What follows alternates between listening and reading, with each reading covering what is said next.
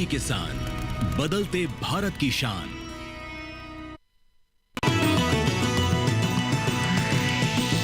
DD किसान, बदलते भारत की शान।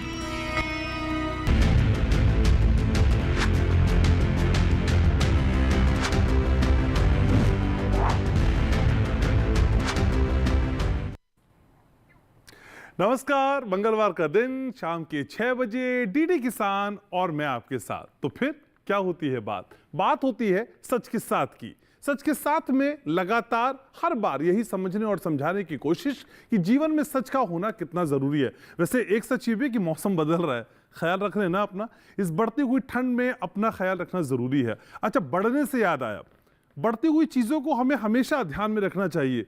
चाहे अकाउंट में पैसा बढ़ रहा हो, चाहे वजन बढ़ रहा हो, या फिर देश में पशुधन बढ़ रहा हो। लेकिन ये कैसे पता चलेगा? इसके लिए सरकार है। सरकार लगातार आप तक सही डेटा पहुंचाने की कोशिश करती है। जी हां, 21वीं पशुधन गणना के जरिए भी यही प्रयास किया जा रहा है। और इस प्रयास के पीछे की वजह क्या है, भाई ऐसा किया क्यों जाता है, इससे फायदा क्या होगा, और यह भी समझने की आज कोशिश होगी कि अगर जो डेटा आता है वो जितना सटीक होता है तो योजनाओं के एग्जीक्यूशन में कितना फर्क आता है। ये सारी बातें जब 21वीं पशुधन गणना की हम बात करते हैं तो जाहिर सी बात है आपके जहन में भी आती होगी। तो सारे सवालों का जवाब सिलसिलेवार आज ढूंढने की कोशिश करेंगे। सच के साथ आप जुड़ चुके हैं, मैं आपके साथ घनश्याम हूं, और आज इस विषय पे माइन्यूटली एक एक पॉइंट को डिस्कस करेंगे। आप जानते ही हैं मेरे शो की रवायत है कि हम पे एक डिटेल रिपोर्ट आपको दिखाते हैं और फिर दिखाते हैं और समझाते हैं और चर्चा के जरिए बताते हैं कि ये विषय आपके लिए जानना क्यों जरूरी है।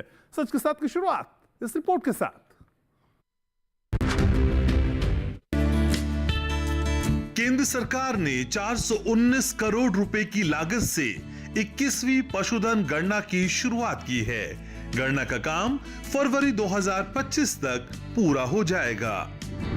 इसमें 16 प्रजातियों की 219 नस्लों की गणना की जा रही है। इस गणना का मकसद पशुधन आबादी का सटीक डेटा हासिल करना है, जिससे रोग नियंत्रण, नस्ल सुधार और ग्रामीण आजीविका जैसे मुद्दों पर काम करने में मदद मिल सके।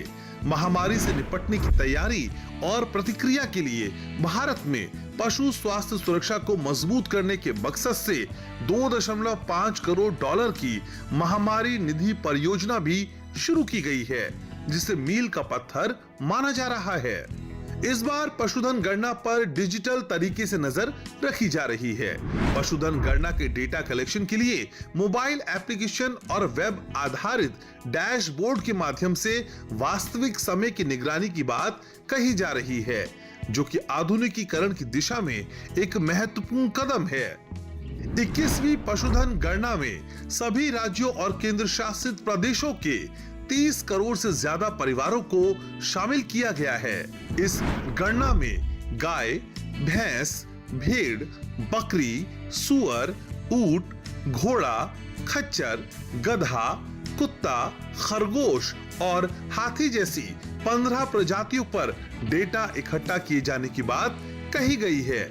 इतना ही नहीं, मुर्गी, बत्तख, टर्की, गीज, बटेर, शुतुरमुर्ग जैसे पोल्ट्री पक्षियों की गिनती भी हर घर और संस्थानों में जाकर किया जाने का दावा किया गया है। यहाँ आपको पशुधन गणना से जुड़ी कुछ खास बातें भी जरूर जाननी चाहिए। पशुधन गणना एक राष्ट्रव्यापी सर्वेक्षण है।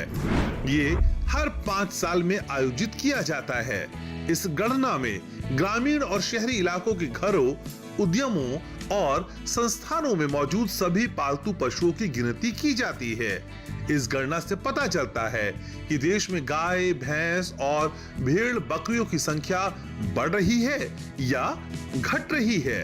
इस गणना में पशुओं की नस्लों और वितरण पर विस्तृत आंकड़े मिलते हैं। पशुधन गणना से सरकार को पशुपालकों के लिए और पशुपालन के लिए योजनाएं बनाने में मदद मिलती है। पशुधन गणना से पशुपालकों को लाभ मिलता है और दूध उत्पादन, साथ ही नस्ल सुधार में भी काफी मदद मिलती है। सरकार का मानना है कि पशुधन गणना सिर्फ एक गणना नहीं है, ये एक महत्वपूर्ण अभ्यास है जो खाद्य सुरक्षा, गरीबी उन्मूलन और ग्रामीण विकास के लिए हमारी राष्ट्रीय रणनीतियों में सहायक है।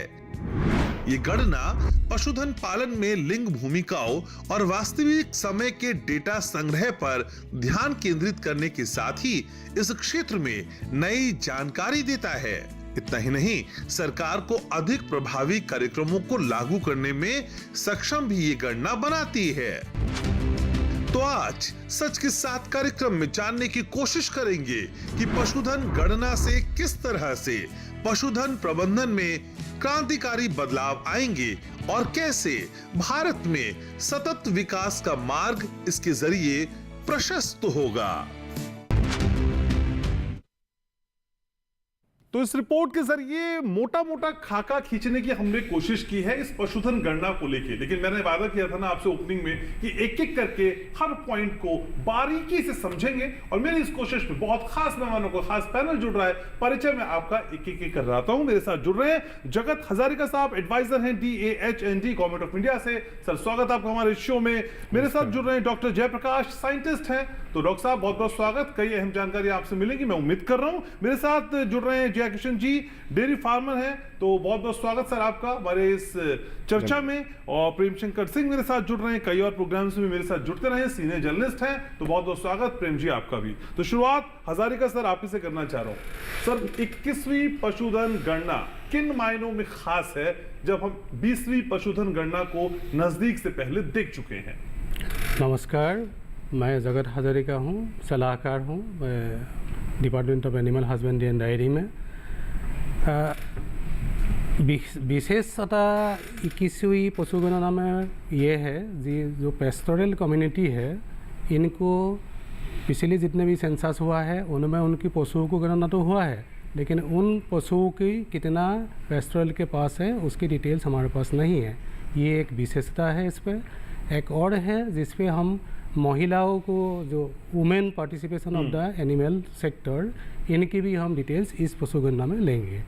और जो डिजिटल मोड में हम इस बार डाटा कलेक्शन करेंगे जी, जो पहले जो भी हमारे कमियां हैं, जो मैनुअल कलेक्शन में कभी कुछ रह जाता है, हाँ। उस चीज़ों को हम टैप करने के लिए इस बार GPS सिस्टम से उन्नत माध्यम से टेक्नोलॉजी यूज़ करके डाटा कलेक्शन करेंगे। लेकिन सर लास्ट टाइम भी पूरी तरह से मैनुअल तो नहीं था। हाँ, कुछ चीजें तो तब टैबलेट का इस्तेमाल किया गया था जी। तो उससे आगे का स्टेप हम बढ़ रहे हैं क्योंकि पूरी तरह मैनुअल तो वो भी नहीं था। किस तरह की कमियां आपको लगता है रह गई थी 20वीं पशुधन गणना में? जी, कमियां तो मैं ये नहीं बोलूँगा जो कुछ कमियां रह गया है। अच्छा। लेकिन जो टेक्नोलॉजी की डेवलपमेंट है उसको हम पूरी तरह उपयोग करने के लिए कोशिश कर रहे हैं। जी ठीक है, दया किशन भी हमारे साथ हैं। तो दया किशन जी, आपको क्या लगता है इस तरह की पशुधन गणना एक आम किसान के लिए कितनी फायदेमंद होती है, और क्या आम आदमी समझता है कि पशुधन गणना हो रही है, इसका मकसद क्या है? ये जो एक कॉन्सेप्ट है इसका, क्या आम किसान खासकर डेयरी फार्मर समझ पा रहे हैं? जी बिल्कुल। सबसे पहले तो मैं धन्यवाद ना चाहूँगा कि पूरे पैनल का और भारत सरकार का जो इतने अच्छे कार्यक्रम की महत्वता समझते हैं। और जहाँ तक आपने पूछा है कि इसका क्या प्रभाव या क्या आवश्यकता होती है, तो एक डेयरी फार्मर के तौर पे, एक आम किसान के लिहाज से जी तो बिल्कुल, मैं जान रहा हूँ कि किसकी क्या आवश्यकता है, क्या महत्व है, लेकिन एक आम डेयरी फार्मर इस तरह की पशुधन गणना को लेकर क्या सोचता है? जी बिल्कुल सही। ऑन ग्राउंड अगर साधारण किसान या छोटा डेयरी फार्मर, उस पर सीधा सीधा प्रभाव ये पड़ता है कि आपका सबसे पहले तो गवर्नमेंट के पास डाटा उसका जाता है, उसका स्वामित्व होने का प्रमाण होता है, उसको अनुमति मिलती है एक तरीके से, एवं उससे जुड़ी हुई अन्य सुविधाएं जो सबसे मुख्य तौर पर जैसे दवाइयों की उपलब्धता, डॉक्टर का होना, वहाँ पशु चिकित्सालय का होना, और जो वार्षिक तौर पे 2 या 3 बार जो वैक्सीन्स आती हैं उनकी अवेलेबिलिटी कराना, ये सारी चीज़ें डिपेंड करता है। क्योंकि पहले कई बार ऐसा हुआ है कि वैक्सीन कम आई या अगर ज़्यादा आती हैं तो वो वेस्ट जाती हैं। अगर प्रॉपर डाटा होता है तो मैं एक किसान के तौर पर ये मानता हूँ कि हमें जो चिकित्सा सुविधाएं हैं पशुओं के लिए, अपने पालतू पशुओं के लिए, वो सही मिलेंगी। जिस प्रकार के पशु हैं, अगर मैं बात करूँ हरियाणा की, तो मुख्य तौर पर गाय भैंसों का ज़्यादा वर्चस्व माना जाता है पशुपालन में। बकरियों का भी अभी हो गया है। तो उनके लिए उनके जो एक्सपर्ट डॉक्टर्स हैं या उनकी जो वैक्सीन्स हैं या उनकी जो दवाइयाँ की उपलब्धता है, वो सारी चीज़ें निर्भर करती हैं। प्लस अगर मैं आगे की बात करूं तो हमारे लिए जो योजनाएं सरकार बनाना चाहती है, यदि उसके पास पूर्ण रूप से संपूर्ण जानकारी नहीं होती है तो वो मेरे ख्याल से इस योजनाओं के लिए भी अनुकूल प्रभाव नहीं डालती हैं। और ये मैंने खुद पर्सनली एक्सपीरियंस किया है कि अच्छा दया जी, पहली बार तो गणना हो नहीं रही, आप जानते हैं हर 5 साल में होती है। पिछली जितनी भी पशुधन गणना हुई उसके बाद आपको कौन से 3 बड़े फायदे हुए, मुझे ये समझाइए।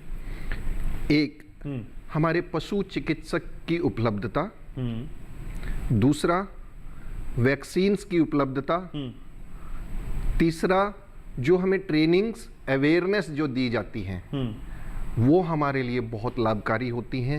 हमारे जो बीमारियां होती हैं पशुओं में या हमारे कुछ तौर तरीके होते हैं उनमें रख रखाव में कैसे बेहतर किया जाए, ये सारा उससे हमारी 3 पिछली जनगणना से 2 से मैं मानता हूं कि अनुकूल प्रभाव हुआ है और हमें बहुत बेनिफिट हुआ है, मॉनेटरी बेनिफिट। ठीक है। डॉक्टर जयप्रकाश, आपको क्या लगता है सर, इस तरह की पशुधन गणना क्यों जरूरी है? अगर ये ना हो तो क्या हो, और हो रहा है तो फिर क्या हो रहा है? क्योंकि कई एस्पेक्ट्स में अलग अलग इसके मायने हो सकते हैं, लेकिन आप साइंटिस्ट हैं, आपकी निगाह से, आपकी नजर से, आपका एनालिसिस इस पशुधन गणना को लेकर क्या कहता है? सर देखिए, जैसे पशुधन जनगणना है कि उससे हमें थोड़ा सा जो एक डाटाबेस है कि जैसे टेक्नोलॉजी का आजकल समय है कि हमें पता लग जाता है कि इस क्षेत्र में गाय इतनी है, भैंस इतनी है, भेड़ बकरियां इतनी हैं। तो उस हिसाब से जैसे कि बताया भी इन्होंने कि भी वैक्सीनेशन की अगर ये बात कर रहे थे कि अगर देखिए मानिए कोई मॉइस्चर वाला एरिया, ह्यूमिडिटी वाला एरिया है, हमें लगता है कि वहाँ पे गाय भैंस या मुर्गी की पॉपुलेशन ज़्यादा है, तो उससे कौन कौन सी बीमारियां वहाँ आने की ज़्यादा संभावनाएं रहती हैं, तो हम उसका पहले से ही देखभाल करके उनके रिगार्डिंग जो भी वैक्सीनेशन है वो हम वहाँ उपलब्ध करा सकते हैं। तो इससे जैसे कि अभी एक NADCP था कि इसका जैसे डिजीज कंट्रोल प्रोग्राम भी भारत सरकार का है, तो उसमें भी काफ़ी सहायता मिलती है कि इस क्षेत्र में इस बीमारी की चांसेस ज़्यादा हैं, तो हम उसके रिगार्डिंग वहाँ अपना पहले से प्रबंधन कर सकते हैं। कनेक्ट कैसे करता है सर किसानों के साथ, या जिनके पास वो जानवर हैं, जहाँ ये दिक्कतें हैं जिनका जिक्र आप कर रहे हैं, वो कनेक्ट कैसे होता है? उसका मैकेनिज्म क्या होता है सर? उसका मैकेनिज्म सर ये जैसे कि हर जो से राज्य सरकारें हैं कि जैसे कि आपके पशु चिकित्सक बताए कि वेटनरी सर्जन जो होता है, VLDA होता है जो उसका असिस्टेंट होता है, तो वो क्या करते हैं कि जैसे कि मैं आपको पॉपुलेशन पे बात करते हैं कि जो एक सिनेरियो है कि जैसे 2000 से 3000 की पॉपुलेशन पे एक डिस्पेंसरी या वेटनरी हॉस्पिटल, ये पॉपुलेशन के ऊपर डिपेंड करता है कि अगर 3000 पॉपुलेशन है तो वहाँ पे वेटनरी हॉस्पिटल होना चाहिए। तो वहाँ पे जो डॉक्टर अपॉइंटेड है वो डोर टू डोर जाके कि घर घर जाके उनके पशुधन की, जैसे कि ऐप आई है सर, जैसे अभी अपडेट हुआ है, आपने पिछली सेंसस की बात की तो उसमें जैसे एक इनहाफ ऐप थी। अब इसमें नया ये है कि इसके अंदर अब आया कि भारत पशुधन ऐप, तो उसमें हम पूरी डिटेल फार्मर की भी, फार्मर का नाम क्या है, उसके कितने पशु वो रख रहा है, उसका वैक्सीनेशन टीकाकरण पिछला कब हुआ है, ताकि उससे नेक्स्ट डेट भी उस पर आप क्लिक करेंगे और जो टैग नंबर है कि एक 12 डिजिट का टैग लगता है पशु के, उस टैग नंबर को आप डालेंगे तो उसकी पूरी डिटेल, जैसे कि हमारा आधार कार्ड है तो सेम पशु का भी वैसे सारी डिटेल्स हमें मिल जाती हैं। तो उसमें काफ़ी फायदा है कि हमें सारी हिस्ट्री भी पता रहती है कि भी इसको ये वैक्सीन लगी है या नहीं लगी। तो इससे सर डिजीज कंट्रोल में बहुत बड़ा फायदा हमें मिलता है। तो एक बार डेटा तो आ जाता है, लेकिन पशु के ना रहने पे वो डेटा अपडेट भी होता है? वो डेटा अपडेट होता है सर, जैसे कि अगर किसी ने, जैसे पशुधन है कि जैसे हमारे पुराने उससे भी चलता आ रहा है कि जैसे पशुधन है तो व्यापार में भी थोड़ा सा अगर हम कहें कि जैसे मान लीजिए किसी हरियाणा में कोई गाय रख रहा है, उसने अपनी गाय दूसरे स्टेट में कहीं और बेच भी दी है, तो वो भी जब अपडेट होते रहते हैं सालाना, जैसे अब ये पशुधन जनगणना है तो इसमें होगा, तो उसमें भी वो अपडेट होता है कि इस व्यक्ति ने यह अपना पशु सेल कर दिया, तो सर उसमें अपडेट होता रहता है समय समय पे। ठीक है। प्रेम शंकर सिंह भी हमारे साथ हैं, जर्नलिस्ट हैं। प्रेम सर, असल में 21वीं पशुधन गणना, इसको लेके आप कितने आशान्वित हैं? क्योंकि 20वीं पशुधन गणना के बाद कुछ डेटा भी सामने आए थे और उसके बाद अब 21वीं पशुधन गणना की बात हो रही है जो अगले साल की स्टार्टिंग में खत्म भी हो जाएगी। कितनी उम्मीदें इस पशुधन गणना से आप लगाकर बैठे? देखिए, इसमें घनश्याम जी सबसे बड़ी बात यह है कि जब भी आप पशुधन गणना की बात करते हैं तो ग्रामीण विकास को लेकर सरकार की अगर हम बात करें तो बहुत गंभीर है। और जब हम ग्रामीण विकास की बात करते हैं तो हम किसानों की बात करते हैं और किसानों की जो दशा है देश में उसको सुधारने की बात करते हैं। जाहिर है कि गणना भी उसी परिप्रेक्ष्य में उसकी बात हो रही है कि जब पशुधन की गणना हम करेंगे तो जो नीति बनाई जाती है सरकार की तरफ से, जो परियोजनाएं लाई जाती हैं या जो भी उसके वेलफेयर के लिए काम किया जाता है उसको ध्यान में रखते हुए किया जाता है। तो मुझे लगता है कि पिछले कुछ सालों में, खासकर मैं अगर 2014 ऑनवर्ड्स की मैं बात करूं, तो कई ऐसी योजनाएं आई हैं। इस बार भी आप देखिएगा कि 2030 तक का एक टारगेट रखा हुआ है कि स्वास्थ्य संबंधी जो पशुओं के साथ वो है उसको मुक्त करने की बात की गई है और उसके लिए एक बजट भी आवंटित किया गया है, महामारी निधि परियोजना जिसका नाम है। जी। तो उस लिहाज से सरकार इस बार के जो डाटा अभी तक जो लेकिन प्रेम सर, सिर्फ हम पशुओं को गांव तक नहीं जोड़ते हैं ना। पशु होना, पोल्ट्री जो चीजें होती है वो तो बाहर भी होती हैं, दूसरे संस्थानों में, घरों में। सिर्फ ग्रामीण तक आप इसे सेंट्रलाइज करेंगे, थोड़ा जस्टिफाइड नहीं लग रहा है मुझको। नहीं, मैं उससे सेंट्रलाइज नहीं कर रहा हूँ। मैं कह रहा हूँ कि सरकार की जो कोशिशें हैं, जब ये गणना हो जाएगी तो उसी के आधार पर करते हैं। उसमें फिर गांव और शहर नहीं होता है। अगर शहर भी है, कस्बा भी है, तो वहाँ भी जो पशु हैं या डेयरी के माध्यम से, अब तो कस्बों में भी होने लगा है, सिर्फ गाँव में भी नहीं होते हैं। और डेयरी वाला जो कल्चर है वो तो अब आप दिल्ली में ही देख लीजिए, कई ऐसे डेयरी हैं जो बहुत उसका ब्रांडिंग करके बहुत अच्छे तरीके से उसको बेचा और वो किया जा रहा है। तो सिर्फ उससे नहीं जोड़कर मैं कह रहा हूँ, मैं ये कह रहा हूँ सरकार की जो कोशिशें हैं वो इस गणना के बाद जो अब तक इन्होंने किया है वो एक डाटा इनके सामने आएगा कि जो योजना इन्होंने चलाई उससे कितना फायदा हुआ या कितना नुकसान हो रहा है। अच्छा सर, 20वीं पशुधन गणना में इस तरह की कौन सी कमियां रह गई थी? क्योंकि आप तो पत्रकार हैं, न्यूट्रल एनालिसिस करते हैं, कौन सी चूक रह गई थी जिनको अब दुरुस्त करने की बहुत जरूरत है? कुछ रिसर्च सर उस संबंध में? देखिए, मुझे ये लगता है कि रूरल जर्नलिज्म जो है वो एक बहुत अब जरूरी हो गया है। क्योंकि जो सरकार योजनाएं बनाती तो हैं वो, लेकिन वो आम किसान तक वो पहुंच नहीं पाता है, मुझे लगता है वो सूचना। अब उसमें हुआ क्या है कि आप देखिएगा कि मीडिया का भी जो एक वर्ग है जो सरकारी या जो सरकार की तरफ से, जो जैसे आप डीडी किसान में बैठ के आज हम चर्चा कर रहे हैं, हम तो ऐसा कार्यक्रम करते हैं, आप भी करते हैं, लेकिन आप बता दीजिए कि प्राइवेट चैनल्स में चले जाइए या प्राइवेट मीडिया ग्रुप्स में चले जाइए तो वो सुविधाएं और व्यवस्था नहीं है जो आम किसान तक बात पहुंचे। तो मैं उसको जोड़ना चाहूंगा। हम तो देश का चैनल है सर, देश के लिए दिल धड़कता है डीडी किसान का, तो इसलिए हम तो इस तरह के विषय उठाते हैं और हम जानते हैं भारत गांव में बसता है। मैं वही कह रहा हूँ कि अब उसी को न्यू मीडिया से जोड़ने की जरूरत है और लोगों को बताने की जरूरत है। जो कमियों की बात कह रहे थे या जो कसर रह गया है, अब धीरे धीरे सोशल मीडिया बहुत एक्टिव हो रहा है। तो मुझे लगता है जो सक्सेस स्टोरी है, जहां पर हमको लगता है जो लाभार्थी हैं योजनाओं से, उनका मैसेज लोगों तक जाना चाहिए, आम लोगों तक जाना चाहिए, बताना चाहिए और उनको सीधे बताना चाहिए। 2 मिनट की क्लिप में बताना चाहिए, 2 मिनट की स्टोरी में बताना चाहिए कि ये किसान हैं, इस राज्य के हैं, इस गांव से हैं और इन्होंने सरकार की लाई योजना से मुर्गी पालन, गाय पालन, डेयरी किया या मछली पालन, मधुमक्खी पालन, जो भी है इन्होंने किया और आज इन्होंने 5,000 10,000 के इन्वेस्टमेंट से, वो भी सरकार की सहायता से, सरकार ने जो सहायता की उसके इन्वेस्टमेंट से आज वो लाखों या हजारों में कमा रहे हैं। वो सीधे किसान को किसान के दिमाग में जाता है, वो सोचता है कि हम आगे कैसे कर सकते हैं। तो सबसे बड़ी बात है कि न्यू मीडिया के जरिए भी हम इसको पशुधन को जोड़ सकते हैं और सरकार जो इस बार गणना कर रही है, गणना करने के बाद जो डाटा सामने आएंगे उसके बाद जो नीति बनेगी तो मुझे लगता है कि उसका ठीक है। तो सरकार के बढ़ते हुए कदम किसानों की खुशहाली की ओर है और लगातार इस पर हम बातचीत भी करेंगे। एक छोटे से अंतराल का समय, ब्रेक के उस पार चर्चा को आगे यहीं से बढ़ाऊंगा।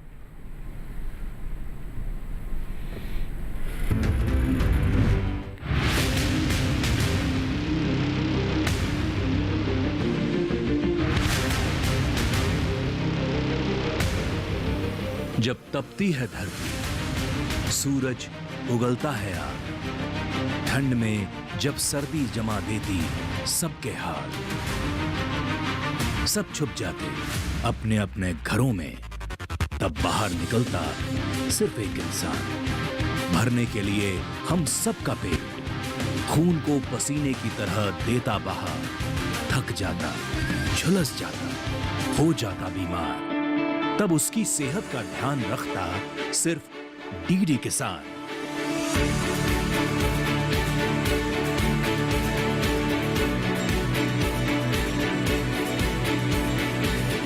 देखिए स्वस्थ किसान शनिवार शाम 6 बजे लाइव सिर्फ दूरदर्शन किसान चैनल पर।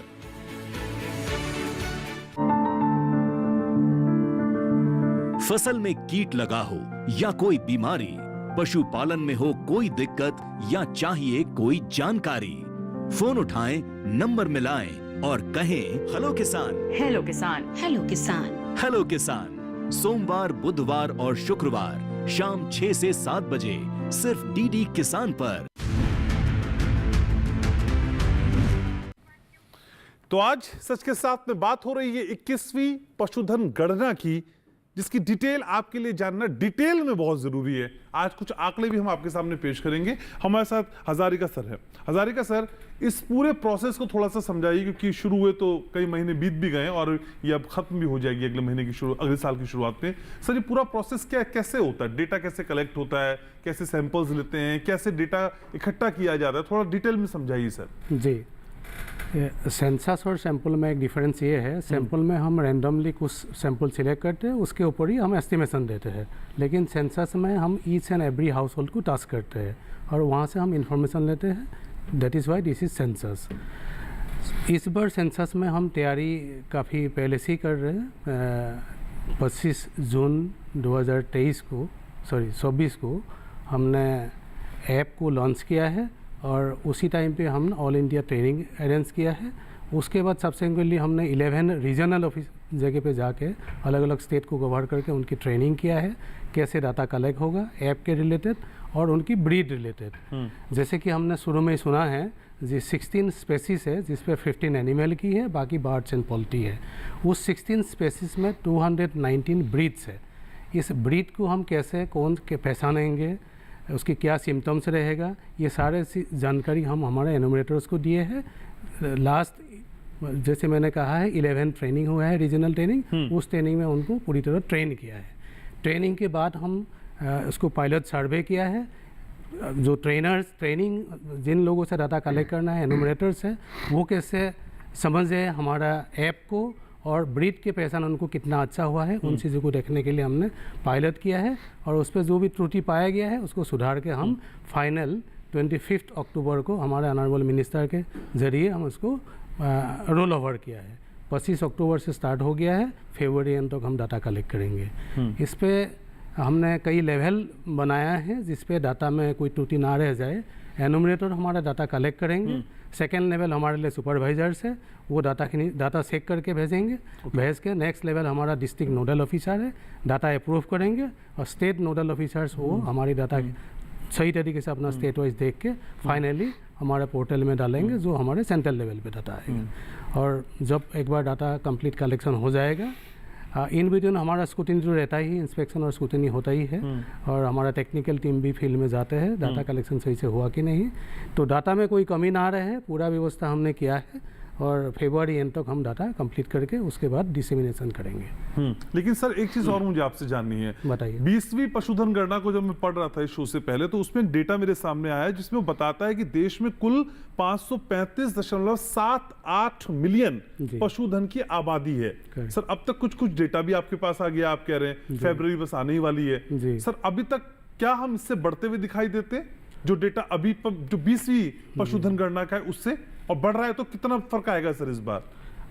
इसकी पूर्वानुमान लेना इतना आसान नहीं है, फिर भी अभी sir rough idea sir, DD किसान पे एक्सक्लूसिवली आज बता दीजिए। हम ये उम्मीद करते हैं जी, भारत सरकार इतने सारे स्कीम इम्प्लीमेंट किया है तो पशुधन के कल्याण और उनकी बढ़ोतरी के लिए, तो ये उम्मीद है जी इस बार पशुधन हमारे बढ़ेंगे। कितना सर, कितना फर्क आएगा?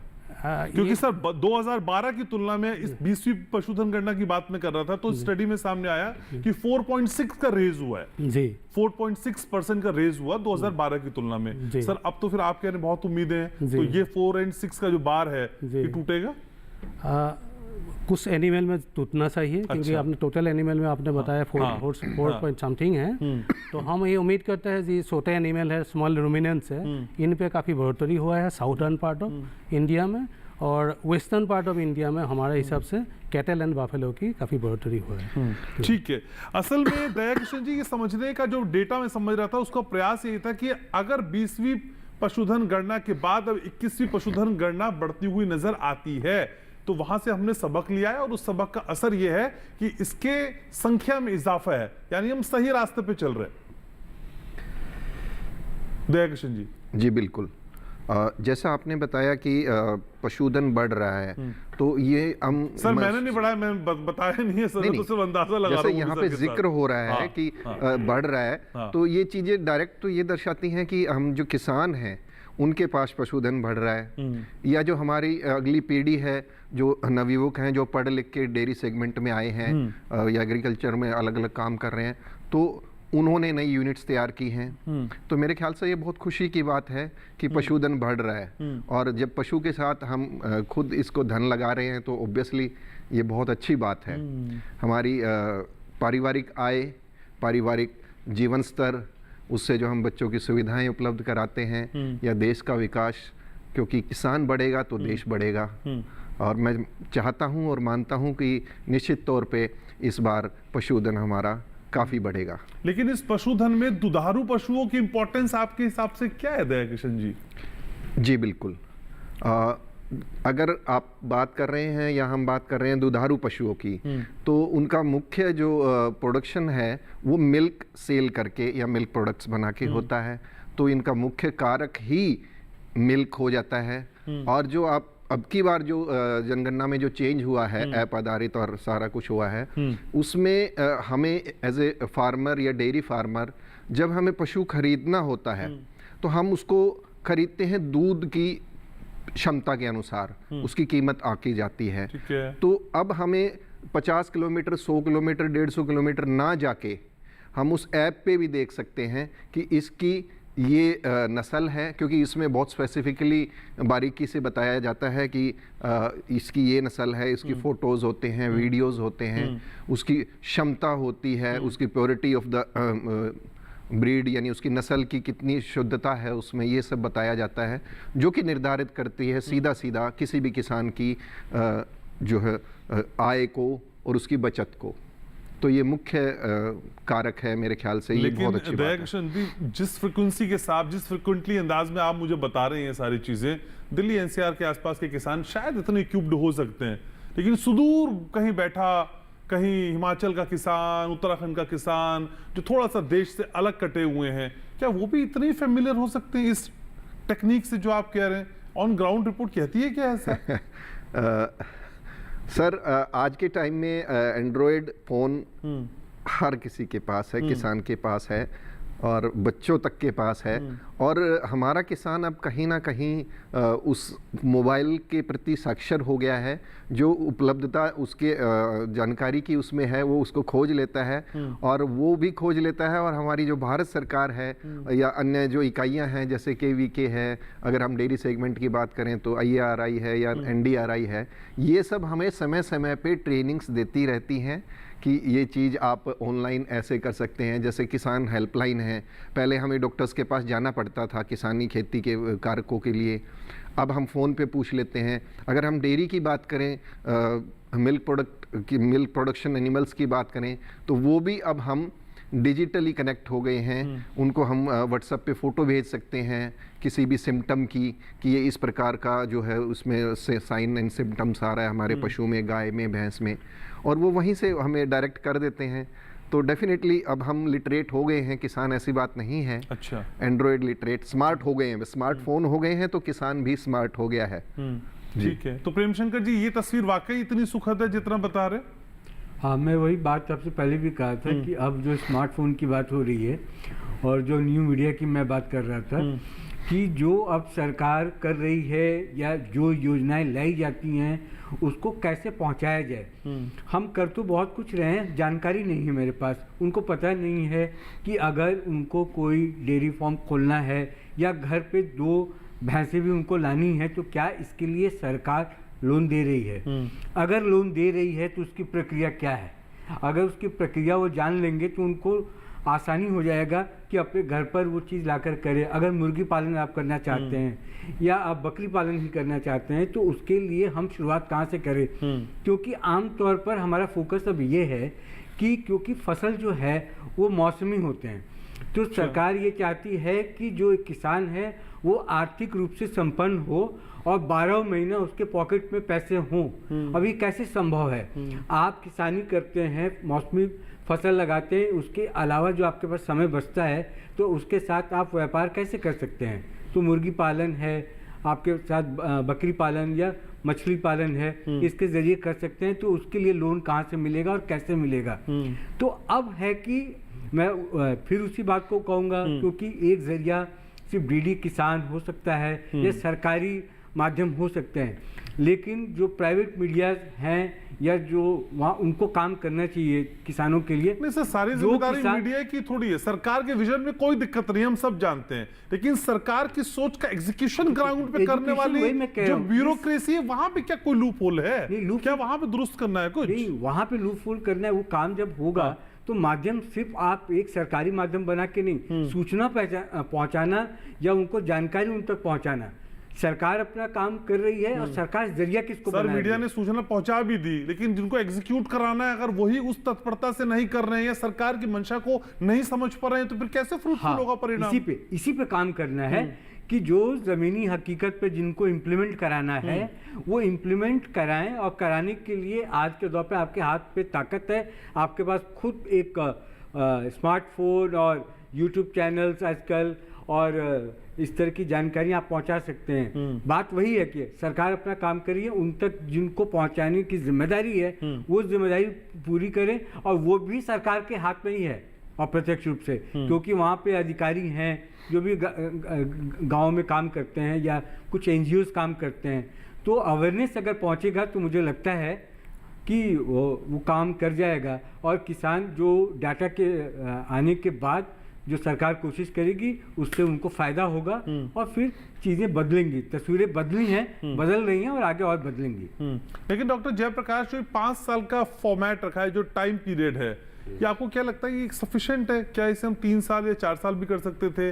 जो 5 साल का सेट फॉर्मेट है किसी भी पशुधन गणना का, क्या ये कुछ खास सोच के रखा गया या इसमें भी कोई बदलाव हो सकता है? थोड़ा हम पहले कर लें, टाइम फ्रेम को कम कर दें, क्या इस तरह की पॉसिबिलिटी दिखाई देती है? सही जानकारी और सही खबर और सही फायदा पहुंचाने के मकसद से पूछ रहा हूँ।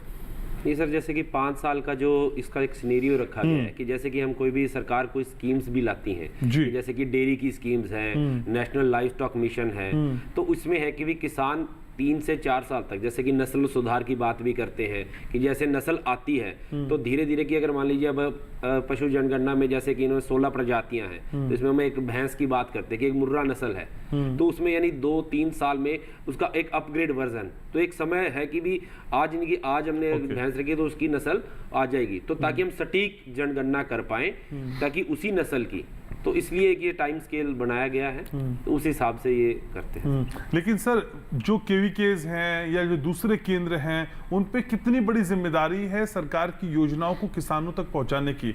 वैज्ञानिक भी डेवलप कर रहे हैं, सोच रहे हैं, बता रहे हैं, सरकार तक कॉन्सेप्ट पहुंचा रहे हैं, सरकार इंप्लीमेंट कर रही है, लेकिन निचले स्तर पे जो लोग आते हैं, असल में आपकी तो मुलाकातें होती रहती होंगी सर, वो वाकई इतने इक्विप्ड रहते हैं, उतने एकदम अप टू डेट रहते हैं, जो चल रहा है उन्हें सब पता है? देखिए सर, जैसे कि कृषि विज्ञान केंद्रों की जो भूमिका है कि वो बिल्कुल किसान से जुड़ा रहता है, कि जैसे कि उन तक वो स्पष्ट जानकारी, उचित जानकारी पहुंचाने के लिए हमारे भी अलग अलग माध्यम हैं, जैसे कि हम व्हाट्सएप के ग्रुप्स हैं अलग, जैसे कि अब दिल्ली की बात कर लेते हैं तो वहां भी ग्रुप बने हुए हैं, एम किसान पोर्टल है कि हम भी समय समय पे उनको जानकारी देते रहते हैं कि इस तरीके से अगर जैसे जनगणना चल रही है तो हम उन्हें अवेयर करेंगे कि हाँ जी अब आपकी जनगणना चाहिए, तो वो खुद भी सचेत रहेंगे। तो उससे कि एक यानी अवेयरनेस। सर, हम दिल्ली के किसानों को देख के पूरे देश के किसानों की तस्वीर कई बार उकेर लेते हैं, ऐसा ही है सर? ऐसा सर, इसमें किसान पूरे देश में है सर, दिल्ली के किसानों को देख के भारत के किसानों की उम्मीद कैसे कर सकते हैं? नहीं सर, कि जैसे कि कृषि विज्ञान केंद्र ऐसा नहीं है कि यही कृषि विज्ञान केंद्र की जो भूमिका बिल्कुल आपके दूर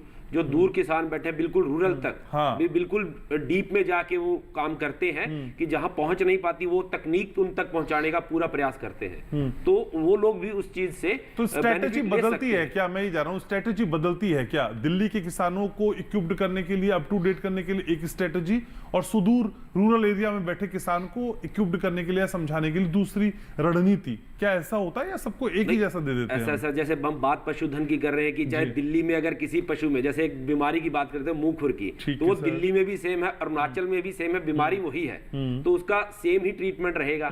तो जब हमें एक डाटा लेना है कि जनगणना की जब हम बात कर रहे हैं तो वो तो सेम ही अभी पशुधन है, हाँ उसका कुछ जैसे कि इन्वायरमेंट के हिसाब से उसकी प्रोडक्शन कम हो सकती है और पर है तो वो पशुधन ही, तो उसमें कोई स्ट्रेटेजी। सर मैं विषय की बात नहीं कर रहा, मैं विषय को समझने वालों की बात कर रहा हूँ। क्लास में सर 50 बच्चे हैं, 5 बच्चों को शायद समझाने में थोड़ी आसानी होती है, लेकिन 40 बच्चों को समझाने में शायद थोड़ी दिक्कत आ सकती है, जो थोड़ा सा बैक बेंचर्स हैं, जो पीछे रूरल एरिया के किसान हैं, जो समझने में शायद उतने स्मार्ट ना हो, तो उनको हम दिल्ली के किसानों पे तो नहीं तोल सकते। मेरा ऐसा मानना है, आपकी मैं राय जानना चाहता हूं। बहुत सर कि जैसे कि अब जैसे हम अब बात भी करते हैं तो वो तो स्टूडेंट पे डिपेंड करता है सर कि जैसा किसान है कि उसको उस तरीके से समझाने का कार्य यही तो है कि अब जैसे टेक्नोलॉजी है कि जो रिसर्च हुई है, लेकिन सर केवीकेस की यही तो एक्सपर्टीज है कि हम उनको सबको साथ लेके चलना है, सरल करके समझाना। मैं यही तो समझना चाहता हूँ। वो ये नहीं कह सकता ना कि मैं तो सिर्फ स्मार्ट किसानों को 4 चीज समझा दूंगा और हो गया।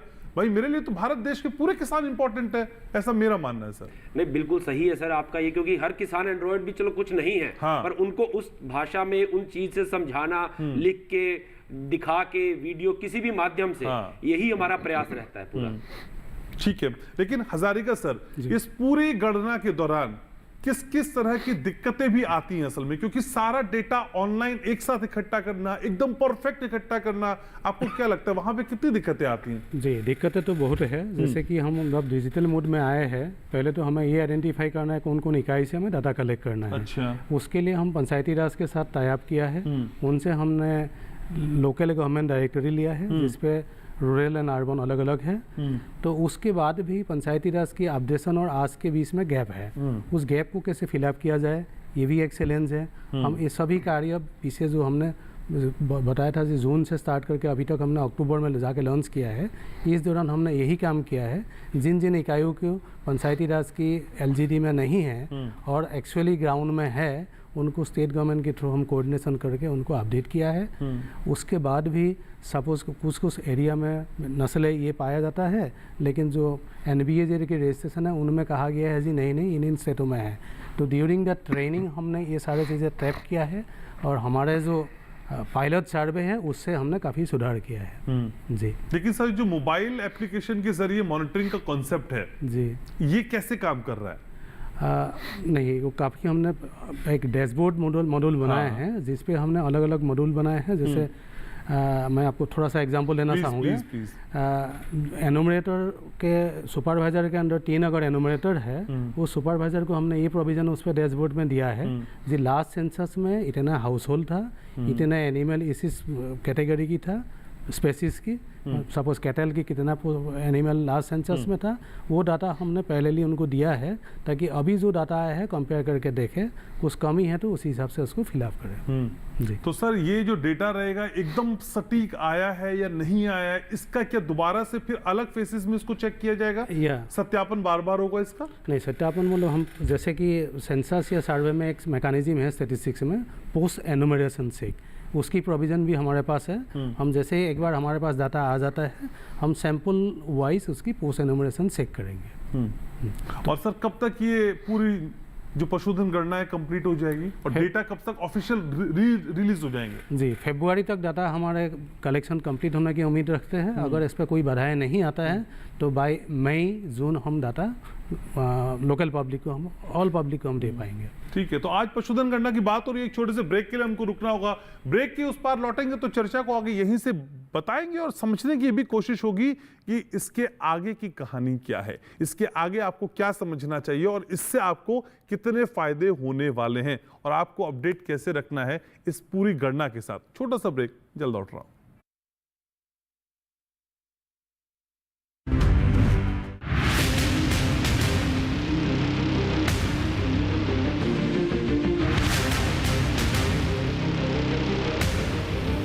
जब तपती है धरती, सूरज उगलता है आग, ठंड में जब सर्दी जमा देती सबके हाल, सब छुप जाते अपने अपने घरों में, तब बाहर निकलता सिर्फ एक इंसान, भरने के लिए हम सबका पेट। खून को पसीने की तरह देता बहा, थक जाता, झुलस जाता, हो जाता बीमार, तब उसकी सेहत का ध्यान रखता सिर्फ डीडी किसान।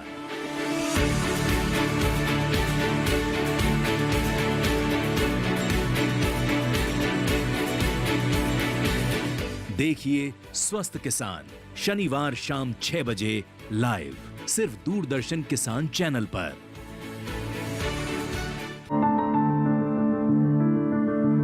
फसल में कीट लगा हो या कोई बीमारी, पशुपालन में हो कोई दिक्कत या चाहिए कोई जानकारी, फोन उठाएं, नंबर मिलाएं और कहें हेलो किसान। हेलो किसान। हेलो किसान। हेलो किसान सोमवार, बुधवार और शुक्रवार शाम 6 से 7 बजे सिर्फ डीडी किसान पर। तो क्यों जरूरी है पशु गणना और कैसे ये की जाती है और इसका फायदा क्या होगा? 2 फेसेस की चर्चा भी हो गई, लेकिन आखिरी फेज में हम पहुंच गए। यहाँ कुछ और बातों को हम शामिल करने की कोशिश करते हैं। हमारे साथ हजारिका सर भी हैं, जो असल में इस पूरी गणना का एक अहम हिस्सा भी है। हजारिका सर, ये जो खानाबदोश समुदाय है, चाहे चरवाहा समुदाय है, ये इस गणना में हमेशा से शामिल किया जाता है, लेकिन इस बार सुना है कुछ अलग होने वाला है। जी, सरवाहे की जो कम्युनिटी है, इनकी डाटा तो पहले कंबाइनली आ जाता था एज यूजुअल, बाकी एनिमल की बाकी घरों के जैसे इन्फॉर्मेशन आता है ऐसे आ जाता था। लेकिन इस बार हमें ये कोशिश किया है जी इनकी इन्फॉर्मेशन हमें सेपरेटली मिल जाए। तो इस सेपरेटली इन्फॉर्मेशन मिलने के लिए हमारे एनोमरेटर फील्ड की अप्रोप्रिएट जगह तक पहुँच जाए, उसके लिए हमको उस एनजीओ को भी शामिल किया है। इस एनजीओ हमें फील्ड में मदद करेंगे उनको ट्रैक करने में और उनकी पशुओं की गणना करने में। तो कैसे की जा रही है सर ये गणना सेपरेटली? सेपरेटली का मतलब है जैसे कौन कम्युनिटी की, जैसे अगर पेस्टोरलिस्ट है, सरवाहे है, तो उनकी हम ये पूछा जा रहा है जी आप क्या सरवाहे कम्युनिटी में आते हैं, और स्टेट वाइज उनके रजिस्टर्ड कम्युनिटी है, उन कम्युनिटी को हम एग्जैक्टली पूछेंगे जी आप कौन सी समुदाय से, कौन सी कम्युनिटी से आते हो। तो उससे हमें ये पता चल जाएगा कि गुजरात में अगर चार कम्युनिटी ऐसा है जो सरवाहे कम्युनिटी है, उन चारों कम्युनिटी के पास कितने पशुधन है, पूरी गुजरात में कितना है, उनमें से सरवाहे के पास कितना, कम्युनिटी के पास कितना पशुधन है, ये डाटा हमें सेपरेटली मिल जाएगा। लेकिन सर इस 21वीं पशु गणना में आपको ऐसा क्यों लगा कि इनकी जो गणना है, जो इनका डेटा है, वो सेपरेट आना चाहिए? पहले से कलेक्टिवली डेटा तो आ ही रहा था, इनके सेपरेट करने की जरूरत आपको क्यों लगी? इससे क्या बदलाव की उम्मीद आप कर रहे हैं? जी सर, जो गवर्नमेंट की स्कीम है, सरकार की जो योजनाएं हैं, ये योजनाएं एक तो आपने जैसे भी थोड़ी देर पहले बताया है जी, दिल्ली की योजना, मैं ये नहीं चाहता हूँ जी गुजरात के किसी गांव की या असम की किसी गांव की योजना के साथ सेम फुट में हो, जिसके उनकी सुविधा में कमी आ जाए। तो उन सुविधा को हम देखने के लिए पहले तो उनकी डाटा को ट्रैप करते हैं। इससे ही पता चला जी इस एरिया में, ये वाला रिमोट एरिया में इतना लोग हैं और उनके पास इतना पशुधन है, उनके लिए क्या हम दिल्ली में जो योजनाएं बनाए हैं वो उनके लिए सेपरेटली करने की ज़रूरत है, या उनको सेम योजना से उनको हम लाभ दे पाएंगे। उन सारे सुविधाओं को देखने के लिए हमको ये लगा जी डाटा अगर हमारे पास सेपरेटली होता है, अकॉर्डिंगली हम स्कीम भी प्लान कर पाएंगे। सर इस पशुधन गणना में आपको इंपॉर्टेंट रोल है, मैं जानता हूं, मैं चाह रहा हूं कुछ बातें एक्सक्लूसिवली हमको पता चल जाए। सर 20वीं पशुधन गणना की अगर हम बात करते हैं, जो दुधारू पशुओं की संख्या थी वो लगभग 125.34 थी, 3-4 मिलियन, 125.34 मिलियन। सर इस बार का डेटा कुछ इंडिकेशन दे रहा है, कुछ बता रहा है हमको कितना बढ़ सकता है? हमें ये जो लाइवस्टॉक पशुधन गणना के अलावा भी हम एक सैंपल सर्वे करते हैं, जिसको हम इंटीग्रेटेड सैंपल सर्वे बोलते हैं, जिससे हम देश की दूध, एग्स, मीट और ऊल की प्रोडक्शन हर साल हम बताते हैं। अभी जो लेटेस्ट हमारा 2024 की हमने डाटा रिलीज़ किया है, उस पर हमें ये पाया गया है जी 3.78% मिल्क की प्रोडक्शन बढ़ गया है। अच्छा। दूध की प्रोडक्शन बढ़ गया है लास्ट जो डेटा था उसके हिसाब से, लास्ट ईयर की डाटा से। ओके। मतलब 2023 में हमारा जो डाटा रिलीज हुआ था, 2024 में 3.78% मिल्क प्रोडक्शन बढ़े हैं। उससे हमें ये उम्मीद है जी पशुधन भी बढ़े है। तो सर क्या रही उसके पीछे की वजह, क्या रही कि ऐसा जो इंक्रीज हुआ, उसके पीछे क्या लगता है, क्या वजह रही सर? जी, इसमें 2 वजह हो सकते हैं। एक तो या तो प्रोडक्टिविटी बढ़ गया है, उत्पादन बढ़ गया है पार पशुओं की, या तो पशुओं की क्वांटम बढ़ गया है, उत्पादन बढ़ गया। तो इसीलिए 2 कारण से हमें दोनों ही कारण में थोड़ा इंडिकेशन है जी। हाँ, जो उन्नत जात की जो नस्लें हैं उनको लोगों ने अडॉप्ट करने लगे हैं, जिससे प्रोडक्टिविटी बढ़ गया है। और दूसरा जो दुधारू पशु है, आप जैसे कि कहा है, उनकी क्वांटम भी बढ़े। ठीक है, तो आज हम कह सकते हैं कि डेटा रिलीज होने से पहले हमने ये ब्रेकिंग दे दी है। जी ठीक है, तो दया किशन जी भी मेरे साथ है। तो दया जी, एक बड़ा क्रांतिकारी बदलाव 21वीं पशुधन गणना के बाद आ रहा है, ये हम उम्मीद कर रहे हैं, क्योंकि सर बता रहे हैं, डेटा बता रहा है, जो परसेंटेज है उनके पास अभी फिलहाल वो फाइनल नहीं है, लेकिन बता यही रहा है कि भाई इजाफा तो है। तो एक बड़ा क्रांतिकारी बदलाव। बिल्कुल सही आपने कहा। और ये सीधा सीधा जैसे अभी चर्चा हो रही थी कि किसान साक्षर हैं कि नहीं, जो गवर्नमेंट की जो नीतियां हैं उसके प्रति वो साक्षर हैं कि नहीं, ये उसी का नतीजा है कि जब उनके पास सही जानकारी पहुंच रही है, यहाँ पे वृद्धि चाहे आपकी गुणवत्ता में हुई हो, नस्ल सुधार के रूप में, या क्वांटिटी में, मतलब कि नंबर ऑफ एनिमल्स ज़्यादा हुए हों, दोनों ही खुशी की बात है। लेकिन मेरे को ऐसा लगता है कि पशु की गुणवत्ता में, नस्ल सुधार में सुधार होने की वजह से हमें ये फ़ायदा मिलेगा। और ऑन ग्राउंड पे, जैसे मैं खुद किसान हूँ, मैं खुद एक डेयरी उत्पादक हूँ, तो मुझे पता है कि नस्ल की तरफ अब हमारा रुझान ज़्यादा है। हमें ट्रेनिंग्स भी दी जाती हैं, हमें सपोर्ट दिया जाता है, और इसी प्रकार की जनगणना को लेकर, इसी डाटा को लेकर हमारे पास जो सीमन अवेलेबल किया जाता है, जो कृत्रिम गर्भाधारण है, जो आर्टिफिशियल इंसेमिनेशन होती है, उसके लिए जो हॉस्पिटल्स होते हैं गवर्नमेंट के, वो हमें ट्रेन करते हैं और सीमन्स अवेलेबल कराते हैं, जिसकी वजह से ये सारी चीज़ें हो पाती हैं। ये निश्चित तौर पे एक डेयरी अच्छी बात फार्मर है। के लिहाज से आपको क्या लगता है, कौन कौन सी दिक्कतें आपको झेलनी पड़ती हैं, फेस करनी पड़ती है, जिसका समाधान भी होना बहुत जरूरी है? अगर वो इस गणना में एक समस्या के तौर पे पता चल जाए तो फिर पशुधन क्षेत्र योजना बनाने में थोड़ी सी आसानी हो सकती है। अगर गणना की बात करें, पशु जनगणना की बात करें, तो उससे संबंधित हमारी जो समस्याएं हैं वो ये है कि जब हम पशु को बेच देते हैं, वो किसी दूसरे पशुपालक के पास चला जाता है, तो उसका डाटा ट्रांसफ़र वहाँ पे हो जाना चाहिए। और उसी को लेके जब एक क्षेत्र से पलायन होता है पशुओं का दूसरे क्षेत्र में, तो अन्य जो दूसरा क्षेत्र है उसमें वहाँ की जो आवश्यकताएं हैं वो बढ़ जाती हैं, या दूसरे क्षेत्र की हमारे की बात करें तो वो घट जाती हैं।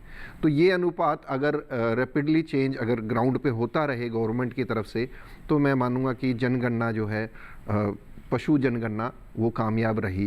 लेकिन जो समय समय पे रोग की दिक्कत होती है, जो महामारी कई बार का रूप ले लेती है, आपको लगता है वहां पे भी काम करने की बहुत जरूरत है हमको? बिल्कुल, क्योंकि टीकाकरण जो है वो हमारे जो मुंह खुरपका रोग है, या गल घोटू रोग है, या अन्य और भी है जिनकी वैक्सीन्स हमें प्रोवाइड करी जाती हैं गवर्नमेंट के द्वारा, तो वो सारी चीज़ें उसी पे निर्भर करती हैं।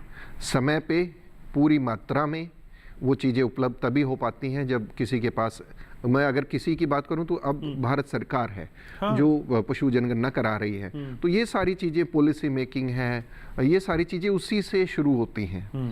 और इसमें हम सभी किसान भाई खुशी से सरकार का साथ देते हैं, ताकि हमें आगे चलकर अन्य योजनाओं का, जो विकासशील योजनाएं हैं वो हमारे प्रति, हमारे पशुधन के प्रति बनाई जा सकें, और एक किसान बढ़ोतरी करके, अपनी आय में बढ़ोतरी करके, नस्ल सुधार करके, कहीं ना कहीं डायरेक्ट कहिए या इनडायरेक्ट कहिए, एक देश के जो विकास है उसमें भी वो सहयोग इसी प्रकार कर रहा है। ठीक है, लेकिन डॉक्टर जयप्रकाश, आप तो साइंटिस्ट हैं, और साइंटिस्ट तो जाने ही आविष्कारों के लिए जाने जाते हैं, नई नई चीज़ों के लिए जाने जाते हैं। इस तरह की जो गणना है, इस तरह की रिपोर्ट्स हैं, इस तरह के सर्वे हैं, कुछ नया गढ़ने के लिए आपको कितना जरूरी लगती हैं? कुछ नया लाने के लिए कितना जरूरी है? जैसे कि अभी बात कर रहे थे कि बीमारियों की, तो इसमें जैसे कि जो पिछली जनगणना थी, तो उसके आधार पे हमारे भारत देश से जैसे 2 बीमारियां, रिंडर पेस्ट, जिसको भी कैटल प्लेग भी बोल देते हैं, उसका उन्मूलन यानी कि रेडिकेशन उसका हो चुका है। ठीक है। और अब आगे का जो स्टेप है हमारा, कि जैसे हम मुंह खुर, जैसे FMD, मुंह पका खुर पका, और एक और ही ऐसी बीमारी है ब्रूसेलोसिस, तो इनके ऊपर अब आगे का कि इन बीमारियों को भी हम हमारे देश से, इनको बिल्कुल पशुओं से मुक्त कर दें इसको। तो वो उसमें भी एक जनगणना का कि भी इतनी पॉपुलेशन है, इतने % ये बीमारी हुई है, और आगे आने वाले 1 या 2 साल में इतना वैक्सीनेशन हम उसको वहां तक पहुंचा देंगे, जैसे कि बात की आपने भी ग्रामीण किसान तक, कि उस बीमारी से पशु ग्रसित ही नहीं होगा, तो उसमें एक बहुत अहम भूमिका रहेगी इसकी। लेकिन पशुधन क्षेत्र में नई नई योजनाओं को लाने के लिए भी इस तरह की गणना काम आती है सर? बिल्कुल सर, इसका कि जैसे कि इस जनगणना में जैसे कि हम क्षेत्र की बात करते हैं कि जैसे अभी कह रहे हैं कि जो स्मॉल रूमिनेंट है, जैसे कि हमारी भेड़ बकरियां हैं, तो अगर उनकी ज्यादा जैसे पॉपुलेशन बढ़ी है कि जैसे कि मीट उत्पादन के लिए भी उनमें ज्यादा है, तो उनके लिए सरकार उनको प्रोत्साहित करने के लिए कि नेशनल लाइव स्टॉक मिशन उसका एक उसमें आया, तो वो स्कीम दे सकते हैं। और दुधारू पशुओं की बात करते हैं तो राष्ट्रीय गोकुल मिशन, तो वो तभी इंप्लीमेंट होंगे जब हमें लगा कि हमारी पशुधन में वृद्धि हुई है और हमें और इसको प्रोत्साहित करना चाहिए। तो लेकिन सर केवीकेस में जब किसान पहुंचते हैं अक्सर, तो कौन कौन सी दिक्कतें उनकी मेनली आपको दिखाई देती हैं, जो पशुओं को लेकर संबंधित दिखाई देती हैं, जो इस गणना के बाद आपके फोकस में भी कि भाई चलिए इस पे काम किया जाना चाहिए जरूरी? ये सब पशु गणना का भी इसमें महत्व है कि भी मेन तो किसान का जैसे पशुधन है कि अगर वो बीमारी से बचा रहे, तो मेनली तो बीमारियों के लिए वो आते ही हैं। और कुछ है कि जो कुछ एक जैसे कुछ आती हैं त्रुटियां कि हम तक वो स्कीम नहीं पहुंच पा रही, कि अगर सरकार की कोई जैसे इंश्योरेंस की स्कीम बात करता हूं कि अगर इंश्योरेंस है कि पशुधन है कि अगर जी उसका इंश्योरेंस कहाँ होगा, कैसे होगा, अगर हमारे पास एक सटीक डाटा है कि हमारे इस क्षेत्र में इतनी गाय इतनी भैंसें हैं, तो उसको भी हम आगे करके कि हाँ इसमें तो इंश्योरेंस कंपनी से या भी जो सरकारी सिस्टम है उससे हम इस तरीके से करके कि भी इसमें यहाँ ये चीज़ हमें लागू करनी चाहिए। लेकिन प्रेम शंकर सर, ये सारी चीजें अगर किसानों तक सही तरीके से नहीं पहुंच रही है तो कहाँ दिक्कत रह जा रही है? हालांकि कई चीजों का आपने जिक्र भी किया, लेकिन मोटा मोटी क्या समझ में आता है सर, कहाँ दिक्कत रह जाती है? सरकार तो लगातार कोशिशें कर रही है, कोई ऐसा दिन नहीं आता जब सरकार इस तरह की योजनाएं ना लाती हो या बात नहीं करती हो। पीएम तो खुद चाहते हैं कि हर किसान तक विकास की बयार पहुंचे, बात हो, और करते भी हैं, एफर्ट्स तो दिखाई भी देते हैं, फिर क्यों नहीं हो पा रहा? अगर नहीं हो पा रहा है तो देखिए सीधा से इसका एक एग्जांपल आपके सामने ही है। हम जितने भी पैनल में लोग बैठे हैं उसको महसूस करेंगे कि जिस तरीके से हम पॉलिटिकली, आप देखिए कि भूचाल मचा हुआ है जातीय जनगणना को लेकर, उस पर चर्चा होती है, पॉलिटिकल इंटरेस्ट है लोगों का, चैनल्स मीडिया का इंटरेस्ट है, पशुओं से वोट नहीं मिल रहा है मतलब। हाँ, अब ये पशुधन जो गणना की बात हो रही है और कराई जा रही है, इसको लेकर देश भर में कितना चर्चा है आप बता दीजिए। मैं कई यहाँ आने से पहले कई अपने मित्रों से चर्चा की जो पत्रकार हैं, सीनियर जर्नलिस्ट हैं, पता ही नहीं होगा। मैंने कहा कि भैया हम डीडी किसान जा रहे हैं, वहाँ एक डिस्कशन है किस चीज़ पे, तो पशुधन गणना, उनको पता तक नहीं था कि पशुधन गणना है क्या, इसका मकसद क्या है, इसके पीछे क्या होना है। तो आप समझिए कि जो बुद्धिजीवी वर्ग से आते हैं, नहीं आती ना सर, इससे जो टीआरपी नहीं आती है। हाँ, जो पत्रकार है, जो बड़ा समझते हैं, जो किसानों का आंदोलन इतना हुआ, सब कुछ उस पर बात कर लेंगे, लेकिन पशुधन गणना क्यों जरूरी, सरकार इसके लिए क्या क्या कर चुकी है और क्या क्या कर रही है, ये खुद इनको नहीं पता है, तो ये लोगों को कैसे पहुंचाएंगे। तो मुझे लगता है विलेज नॉलेज सेंटर, आज से करीब 15 साल पहले मैं ग्रामीण विकास मंत्रालय के लिए कुछ काम किया था, कपाट के जरिए काम कराते थे, तो हमने एक कंसेप्ट पर काम किया था विलेज नॉलेज सेंटर पे, जबकि हर गांव में एक विलेज नॉलेज सेंटर हम बनाएंगे, वीडियो कॉन्फ्रेंसिंग के जरिए कुछ गांव को जोड़ लेंगे उससे, और हम रोज़ जैसे बुलेटिन हम न्यूज़ का बनाते हैं वैसे हम बुलेटिन बना के उनको बताएं कि आज ये डेवलपमेंट है, कुछ नई बातें आई हैं, कुछ नई चीज़ें हम कर रहे हैं, उस पर चीज़ों को हम बढ़ाते थे, करते थे। मुझे लगता है जो कुछ हो रहा है सफिशिएंट नहीं है, लेकिन जो हो रहा है ऐसा भी नहीं कह सकते हैं कि उससे हम बदल नहीं सकते। बस ज़रूरत इस बात की है घनश्याम जी कि ये बात आम ग्रामीण तक पहुँचे, आम किसान तक पहुँचे कि ये योजना है, ये काम आपके लिए सरकार कर रही है और आप इसको इम्प्लीमेंट कीजिए, और आपका जो आर्थिक और सामाजिक जो एक सरोकार है उससे वो पूरा होगा। और मुझे लगता है इस बात पर जोर देने की ज़रूरत है कि हम जो कर रहे हैं वो ग्रामीण तक बात बस पहुंच जाए। मुझे लगता है कि आधी लड़ाई हम वहीं जीत जाएंगे। तो हो सकता है सर बाकी खबरिया चैनल्स के लिए किसान और ये पशुधन गणना टीआरपी का मुद्दा ना हो, लेकिन हमारे लिए तो हमारे किसान जरूरी है, और टीआरपी का मतलब भी हमारे लिए ट्रस्ट रेटिंग प्राइस है, और ये ट्रस्ट हमने अपने किसानों को जीता है, और इस जीत को हम यूं ही कंटिन्यू रखेंगे आप लोगों के सहयोग के साथ। तो बिजनेस मॉडल में हमारी खबर चाहे फिट होती हो या ना होती हो, लेकिन किसानों के दिल के मॉडल में हम जरूर फिट होते हैं, ये मुझको उम्मीद है। सर समय इतना ही मेरे पास, बहुत शुक्रिया आप सभी खास खबरों को आने के लिए, चर्चा में जुड़ने के लिए, अपनी राय रखने के लिए। Thank you so very much sir. तो फिर आज सच के साथ के इस अंक को यहीं समेटना होगा, और अगली बार एक नए विषय के साथ आपके साथ आना होगा, क्योंकि हम अतरंगी खबरों की सतरंगी दुनिया से कोई वास्ता नहीं रखते। हमारे लिए आप जरूरी हैं, आपके विषय जरूरी हैं, और मैं ये भी जानता हूं कि आपके लिए भी हम जरूरी हैं। तो बस ये जरूरत बनी रहे, थोड़ा है, थोड़े की जरूरत है, और अगले वीरवार को उस थोड़े को भी पूरा कर देंगे। बहुत ख्याल रखिएगा अपना, सर्दी बढ़ रही है। देखते रहिए डीडी किसान।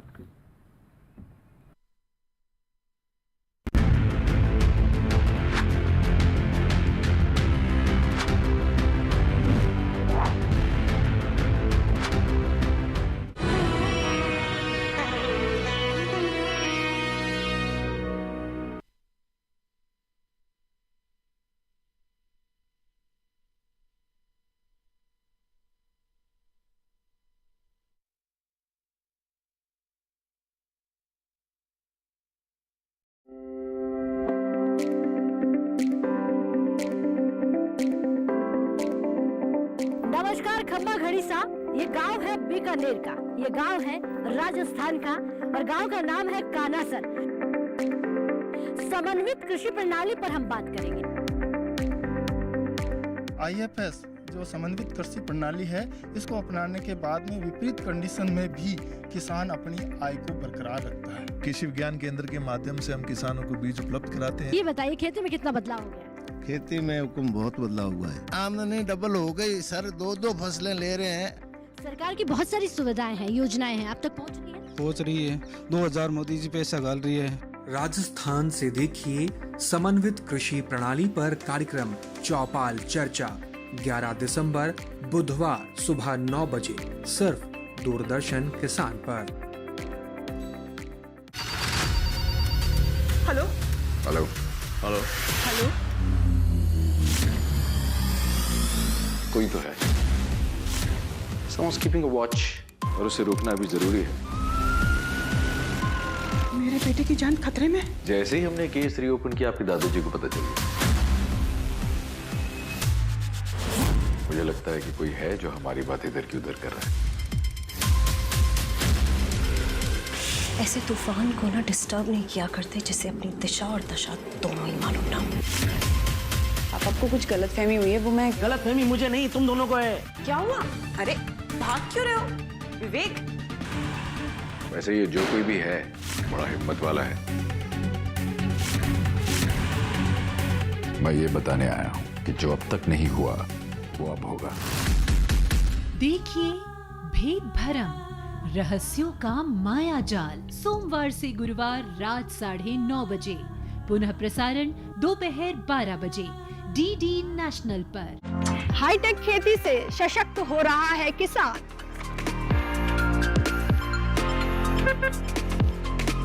टेक्नोलॉजी का हो कृषि में विस्तार, इसके लिए IIT कानपुर दे रहा है एग्री स्टार्टअप्स का पूरा साथ।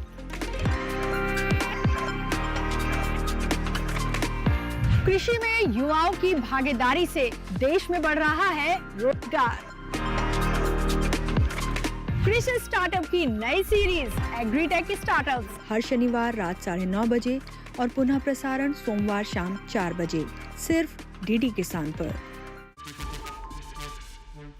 कभी आपको लगा कि आपको कोई सुन रहा है? Sir, this call is very important, please don't hang it. कोई है जिसको आपकी सारी बातें पता चल जाए। हैकर से कैसे बचोगे? मेरे अकाउंट में करीब 2.5 लाख रुपए थे, अब 523 रुपए बचे। दुनिया का ये कोड है, हैकर से कैसे बचोगे?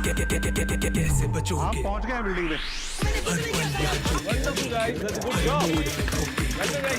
दुनिया का ये कोड है, हैकर से कैसे बचोगे? देखिए साइबर क्राइम की दुनिया बच के रहना, हर रविवार सुबह 9 बजे और रात 9 बजे सिर्फ DD नेशनल पर।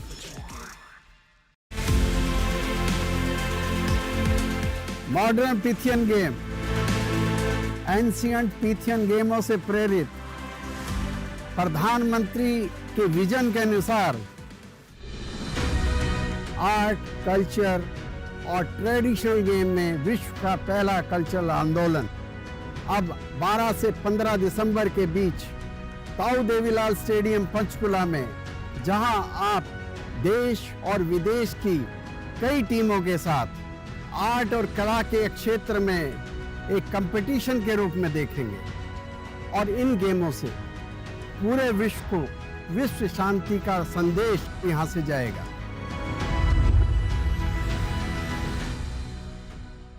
फ्रीडम फाइटर्स की कहानियां दिखाएंगे दूरदर्शन पर हर रविवार सुबह 11 बजे क्रिश, ट्रिश और बाल्टी बॉय।